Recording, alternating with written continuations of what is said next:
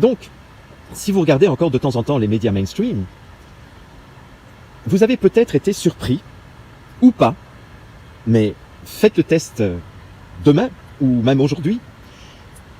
Est-ce que vous avez remarqué que depuis le début de cette crise, de façon permanente, on affichait le nombre de cas positifs confirmés et le nombre de morts dans votre pays, et puis on vous affichait le nombre de cas positifs dans le monde et le nombre de morts dans le monde.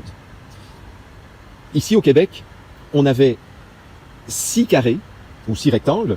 On avait le nombre de cas confirmés pour le Québec, le nombre de morts pour le Québec, le nombre de cas confirmés pour le Canada, le nombre de morts pour le Canada, le nombre de cas confirmés pour le monde et le nombre de morts pour le monde.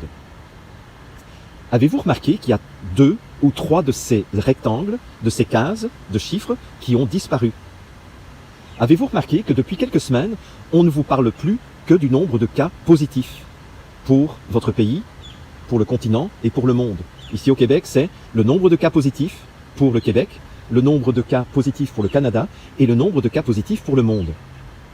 Avez-vous remarqué que le nombre de morts a disparu des écrans de télévision?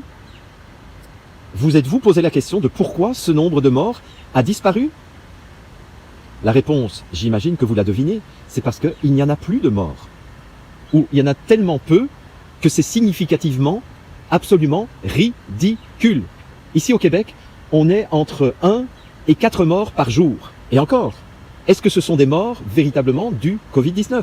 On peut se poser la question. Alors comment est-ce qu'on peut imposer des masques à une population lorsque le nombre de morts est proche de 0?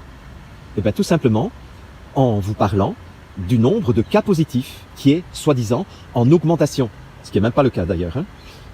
Mais quand on vous parle du nombre de cas positifs en augmentation, c'est tout simplement parce que on fait davantage de tests. Parce que maintenant, les tests sont disponibles, alors qu'en mars et en avril, au moment où ça aurait peut-être été justifié si on croit à la contagiosité d'un virus, eh bien, c'est à ce moment-là qu'on aurait dû avoir des tests disponibles pour faire des tests à large échelle.